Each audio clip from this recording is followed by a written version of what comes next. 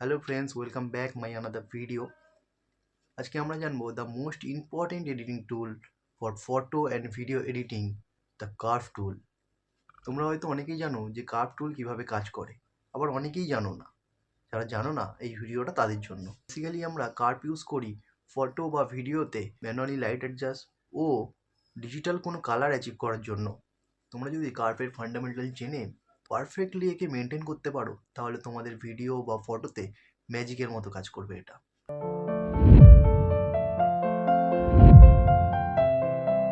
তোমার ফটো বা video editing করার সময় এক্সপোজার লাইট অ্যাডজাস্ট করার পর পাবে কার্ভের বেসিক কিছু পয়েন্ট থাকে, যেমন black, shadow, mid tones, highlight, white. তো জেনে নিই কোন পয়েন্ট কোথায় কাজ করে এবং কিভাবে কাজ করে। তো নিচে থেকে এই পয়েন্টটা হলো ব্ল্যাক, মানে ফটোর যেখানে কোনো লাইট নেই, নো ডিটেলস, একদম ব্ল্যাক, সেই জায়গার জন্য এই পয়েন্টটা কাজ করে। তারপরে এই পয়েন্টটা হলো শ্যাডো, মানে ফটোর যেখানে লাইট একদম কম, ডার্ক উইথ ডিটেলস, পুরোপুরি ব্ল্যাক নয়। তারপর হলো মিড টোনস, মানে ফটোর মধ্যে বা তোমার সাবজেক্টে যেই জায়গাটায় প্রপার লাইটের এক্সপোজার থাকে সেই জায়গাটা হলো মিড টোনস। এই পয়েন্টটা হলো মিড টোনসের পয়েন্ট। তারপরে আসে এই পয়েন্টটা হলো হাইলাইটের পয়েন্ট। হাইলাইট মানে তোমার সাবজেক্টের যেই পোর্শনে লাইট সব থেকে বেশি, ব্রাইটেস্ট এরিয়া উইথ ডিটেলস, একদম হোয়াইট না।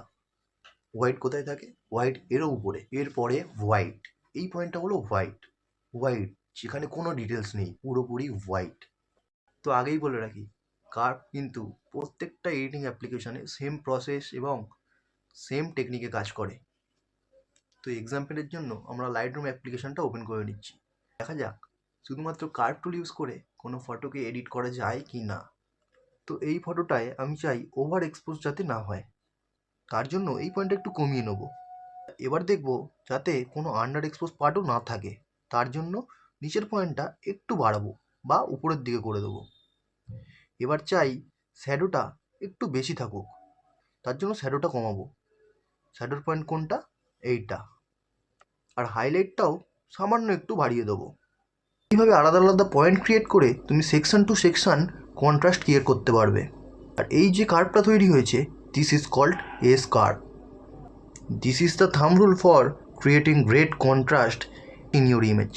এটা তো হলো normal luminosity curve, RGB, red, green and blue. তো দেখা যাক RGB ইউজ করে আমরা কি করতে পারি ছবিটার উপরে। রেডের শ্যাডোটা একটু কমাবো, মিড টোনটাও একটু কমাবো, হাইলাইটসটা একটু বাড়াবো। এবারে গ্রিন, শ্যাডোটা একটু বাড়াবো আর হাইলাইটটা কমাবো। যদিও এই ফটোতে ব্লু না হলেও চলে, তাও তোমাদের দেখানোর জন্য শ্যাডোটা একটু নিচের দিকে নামাবো, হাইলাইটটা সামান্য একটু বাড়াবো। নাও সি দ্য ডিফারেন্স, কত সুন্দর একটা কন্ট্রাস্ট এসছে। তো এবার বুঝতে পারছো কার্ভের পাওয়ার কি। অনেকে আছে যারা এই কার্ভটাকে টোটালি ইগনোর করে, কারণ তারা বুঝতেই পারে না এর কাজ কি। তো যদি তোমাদের এই ভিডিওটা ভালো লেগে থাকে তাহলে চ্যানেলটা সাবস্ক্রাইব করে দিও। সো বাই ফ্রেন্ডস, দেখা হবে পরের ভিডিওতে।